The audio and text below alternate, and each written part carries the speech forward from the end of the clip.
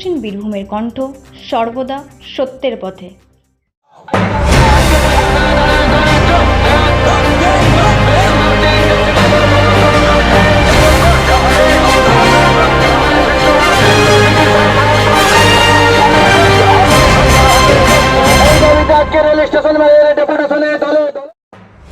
কংগ্রেসের পক্ষ থেকে ডেপুটেশন জমা রামপুরহাট স্টেশনে।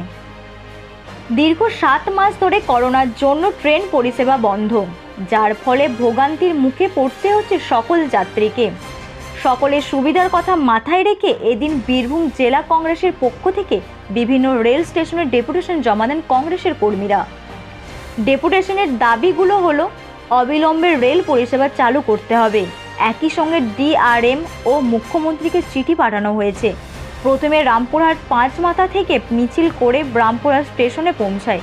উক্ত মিছিলে উপস্থিত বীরভূম জেলা কংগ্রেসের সভাপতি ও হাসান বিধানসভা কংগ্রেসের বিধায়ক মিল্টন রশিদ, রামপুরহাট শহর কংগ্রেসের সভাপতি শাহজাদা কিনু ও সকল কংগ্রেস কর্মীরা। বীরভূম জেলা সহ পশ্চিমবঙ্গে সমস্ত জেলায় ট্রেন চলাচল করার জন্য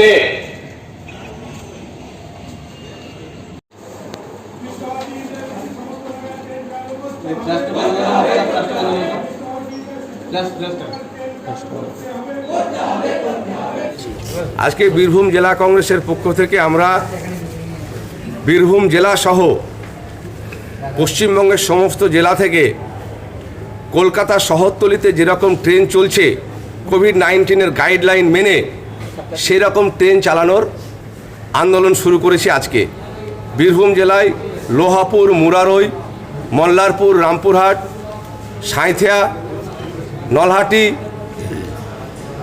বোলপুর, সিউড়ি এবং দুবরাজপুরে আজকে একই সঙ্গে আমরা ডেপুটেশন দিচ্ছি মাননীয় মুখ্যমন্ত্রীকে এবং ডিআরএমকে যে অবিলম্বে ট্রেন চালাতে হবে।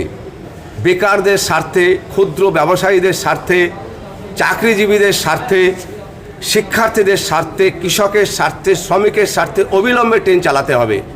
কলকাতায় যদি ট্রেন চলতে পারে, আমাদের জেলা থেকে কেন ট্রেন চলবে না? আমরা কি অপরাধ করেছি মাননীয় মুখ্যমন্ত্রীর? বিভিন্ন জেলার মানুষ কলকাতায় ট্রেন চালাতে পারলেন আর আমাদের বীরভূম, মালদা, নদিয়া, মুর্শিদাবাদ এখান থেকে ট্রেন চলবে না? অবিলম্বে চালাতে হবে। হ্যাঁ, গাইডলাইন, হুয়ের গাইডলাইন মেনেই চালাতে হবে। এই দাবিতে আমাদের আন্দোলন চলছে। আগামী দিনে যদি সত্যিকারের 7 দিনের মধ্যে ট্রেন চলাচল না হয়, এই আন্দোলন সারা পশ্চিমবঙ্গে হবে। আশ্বাস শুনিনি, এনারা তো কিছু বলতে পারবেন না। দেখেন, এই ট্রেন চালানোর মালিক হলো মমতা ব্যানার্জি। মন দিয়ে শুনুন, এই ট্রেন চালানোর মালিক মমতা ব্যানার্জি। কোভিড-19-এর সময় ট্রেন অন্য রাজ্য থেকে আসবে, তার মালিক ছিল মমতা ব্যানার্জি। আমাদের মালিকই আমাদের সঙ্গে চিটিং করছে, এটা বুঝতে পারছেন না কেন? আমাদের মালিক আমাদের সঙ্গে চিটিং করছে, আর কি বলবো? বীরভূমের কণ্ঠ।